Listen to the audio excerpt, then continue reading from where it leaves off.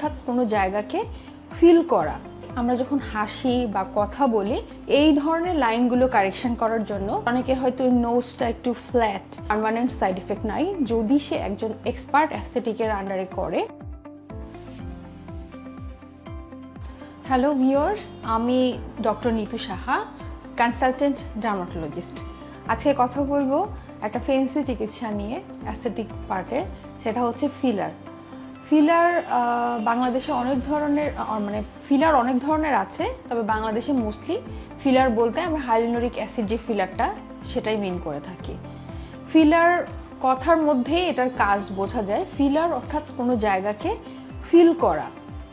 আমাদের ফেসে অনেক ধরনের ডাইনামিক লাইন আসে। আমরা যখন হাসি বা কথা বলি তখন অনেক ধরনের যেমন ধরেন স্মাইল লাইন আসছে, বা হাসলে আমাদের চোখের এই পাশে একটু ভাঁজ পড়ছে, যেটা হয়তো হাসির পরে বা কথা বলার পরে আবার ওই লাইনটা মিলিয়ে যায়, যেটাকে আমরা ডাইনামিক লাইন বলি।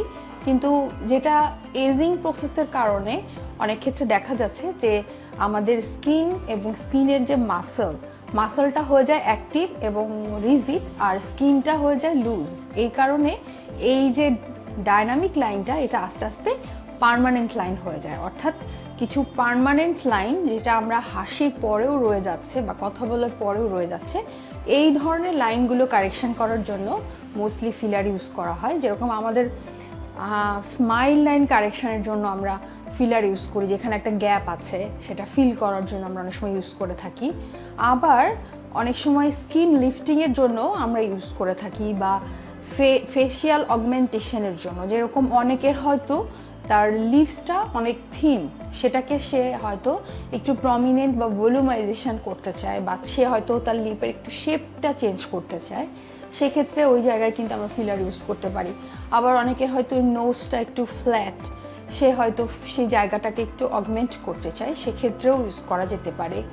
আবার যেহেতু হাইলোরিক অ্যাসিড একটা আসলে খুবই ভালো একটা হাইড্রোফিলিক প্রোডাক্ট, যেটা আমরা যদি ফুল ফেসেও করি সেটা কিন্তু অনেক সময় রিজুভিনেশনেরও কাজ করে। তো ফিলার আসলে অনেক ধরনের ইউজ আছে। এই যেটা পার্মানেন্ট লাইন সেটা কারেকশন তো আছেই, এছাড়াও স্কিন অগমেন্টেশনের ক্ষেত্রেও ইউজ করা হয়। ফিলার নিয়ে অনেকের কনফিউশন থাকে যে ফিলার পার্মানেন্ট কিনা। আসলে আমরা বাংলাদেশে যে ফিলারগুলো ইউজ করি সেগুলো কোনোটাই পার্মানেন্ট নয়। এটা মোস্টলি 6 থেকে 8 মাস স্টে করে, এবং ফিলারের তেমন কোনো পার্মানেন্ট সাইড এফেক্ট নাই যদি সে একজন এক্সপার্ট অ্যাস্থেটিকের আন্ডারে করে, তাহলে কিন্তু এই ধরনের কোনো পার্মানেন্ট ড্যামেজ হওয়ার চান্স নাই। তবে একটা ইনজেকশন জনিত যে সাইড এফেক্ট, যেরকম পেইন হওয়া বা কোথাও ফুলে যাওয়া বা সোয়েলিং হওয়া, একটু ব্যথা থাকা, বা লিপ ফিলারের ক্ষেত্রে দেখা যাচ্ছে যে 2-3 দিন পরে একটা শক্ত একটা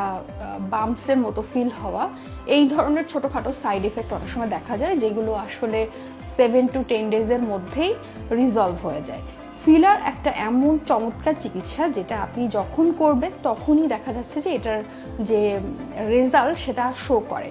অর্থাৎ আপনি ইনস্ট্যান্ট এটার রেজাল্টটা বুঝতে পারবেন, এবং একটা ফিলারের সর্বোচ্চ রেজাল্ট বুঝতে আমাদের অ্যাটলিস্ট 7 ডেজ লেগে যায়। এছাড়াও ফিলার করার পরে কিছু রেস্ট্রিকশন থাকে, যেটা অবশ্যই আমরা ফিলার করার পরে পেশেন্টদেরকে সেটা ভালো করে বুঝিয়ে দেওয়ার চেষ্টা করি। আশা করি আজকের ভিডিওটিতে ফিলার সম্পর্কে কিছুটা হলেও ধারণা ক্লিয়ার হচ্ছে। আর এছাড়াও ফিলার সম্পর্কে যদি আপনাদের কোনো কোয়ারিজ থাকে, অবশ্যই আমাদের টোটাল ওয়েলনেস কেয়ারের পেজে নক করলে আমরা সেটার অ্যান্সার দেওয়ার চেষ্টা করব। Thank you.